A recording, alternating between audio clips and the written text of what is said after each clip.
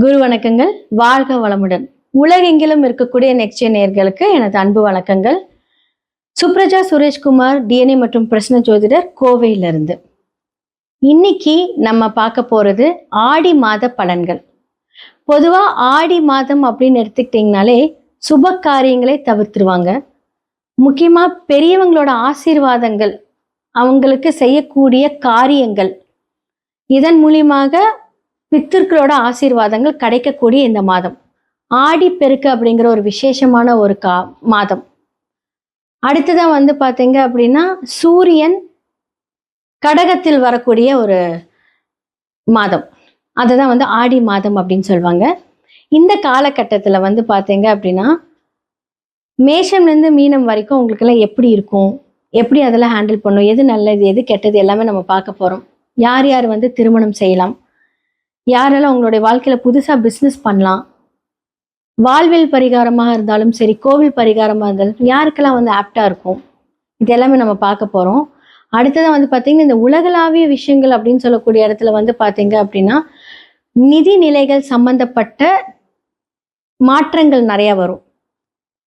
ஏன்னா பார்த்தீங்க அப்படின்னா சில கிரக அமைப்புகள் ஆகஸ்ட் 2ஆம் தேதி பார்த்தீங்கன்னா சுக்கிரன் நீசமாகிறார். ஆகஸ்ட் 3ஆம் தேதி செவ்வாய் ரிஷப வீட்டிலேருந்து புதன் வீட்டுக்கு வராரு. அதே மாதிரி பார்த்தீங்க அப்படின்னா புதன் வக்கரத்திலிருந்து வக்கர நிவர்த்தியே தன்னுடைய சொந்த வீட்டுக்கு வராரு.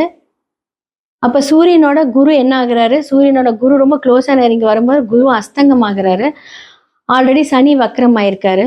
அப்போ எத்தனை பெரிய மாற்றங்களை நம்ம பார்க்கக்கூடிய இந்த மாதம் ஆடி மாதம்.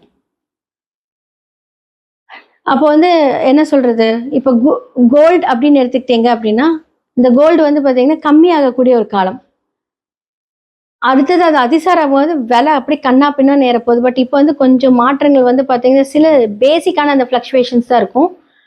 ஆனால் அது முடிய காலத்தில் நிறைய திடீர்னு பார்த்தீங்க அப்படின்னா வேற லெவலில் இருக்கு. அப்போ யாருக்காவது கோல்டில் இன்வெஸ்ட்மெண்ட் பண்ணுறீங்க அப்படின்னு இந்த காலகட்டம் ரொம்ப நல்லா இருக்கும். அதே மாதிரி செவ்வாய் புதன் செயற்கையாக இருக்கும்போது நிதிநிலைகளில் பார்த்தீங்கன்னா இப்போ ஒன்று சொல்லியிருப்பாங்க, சடனாக ஒரு மாற்றத்தை கொடுப்பாங்க. அப்போ அரசு சம்பந்தப்பட்ட விஷயங்கள் பார்த்தீங்க அப்படின்னா தன்னுடைய ஸ்தானத்திலேருந்து சூரியன் விரைய ஸ்தானத்துக்கு இருக்கிறார் இல்லையா. அப்போ அரசு சம்பந்தப்பட்ட விஷயங்கள் நிறைய மாற்றங்கள், அது மூலியமாக நிறைய முதலீடுகள், அரசு நிறைய முதலீடுகள் பண்ண போகுது. இது எல்லாமே பார்த்தீங்கன்னா இந்த காலகட்டத்தில் நமக்கு உலகளாவிய விஷயங்களை நடக்க போகுது. இன்னுமே பார்த்தீங்கன்னா ராகு காற்று ராசியில் தான் இருக்காரு. அப்போ அதற்கான ஒரு விஷயங்கள் பார்த்தீங்கன்னா இம்பேக்ட் இருந்துக்கிட்டே தான் இருக்கும். முக்கியமாக இன்னொரு விஷயம் என்ன சொல்லணும் அப்படின்னா, சனி வக்கரமாக இருக்கும்போது நிலச்சரிவுகள், நீர் சார்ந்த அழிவுகள், இதெல்லாமே கொஞ்சம் ஜாக்கிரதையாக பார்த்துக்கணும். நீ அடுத்தது அந்த காற்று காலம், காற்று அதிவேகமாக என்ன சொல்றது, அதன் மூலியமாக மரணங்கள், இழப்புகள் இதெல்லாமே நடக்கும். முடிஞ்ச அளவுக்கு பார்த்தீங்க அப்படின்னா ட்ராவலிங் அப்படிங்கிறதுல கொஞ்சம் தவிர்த்துக்கோங்க. கரெக்டான ஒரு விஷயங்கள்லாம் பிளான் பண்ணி செய்கிறது இந்த காலகட்டத்தில் ரொம்ப நல்லா இருக்கு.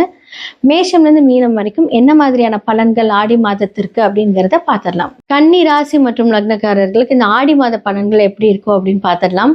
ஸோ கன்னி ராசிக்காரர்களுக்கு ஃபர்ஸ்ட் எடுத்தோடனேவே 2 அப்படின்னு சொல்லக்கூடிய சுக்கிரன், 9 அப்படின்னு சொல்லக்கூடிய இடமான சுக்கிரன் லக்னத்திலே போய் என்ன ஆகுறாரு, நீசமாகிறார். ஓகே, 2ஆம் இடம் அப்படின்னு சொல்லக்கூடியது உங்களோட குடும்பம், உங்களுடைய செயல்பாடுகளோட அடுத்த விஷயங்கள், வாக்கு. அப்போ என்ன அப்படின்னா ஏன் செயல்பாடுகளோட சேர்ந்து அந்த வாக்கு ஸ்தானத்தையும் சொன்ன அப்படின்னா அழகா என்ன பண்றாரு, சனி வக்கரமாகி உங்களுடைய லக்னத்தை பார்க்குறாரு. அப்போ சிந்தனைகள் எல்லாம் டிஃப்ரெண்டா இந்த காலகட்டத்தில் யோசிக்கும். சீக்கிரமா எப்படி நம்ம சம்பாதிக்கலாம், எதுல இன்வெஸ்ட் பண்ணலாம், சீக்கிரமா ஒன்று பண்ணணுமே அப்படின்ட்டு பண்ணக்கூடாது. ஓகே, ஸோ என்ன பண்ணலாம், இதுலேருந்து எப்படி நிவர்த்தி பண்ணலாம்.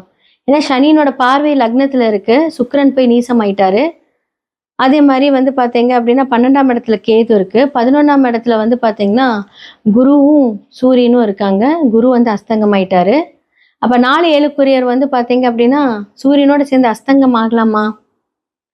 அப்போ தாயாரோட உடல் நிலைகளை பார்த்துக்கோங்க. புதுசாக ஒரு வண்டி வாகனம் வாங்குறீங்க அப்படின்னா வேண்டாம் இந்த மாதத்தில்.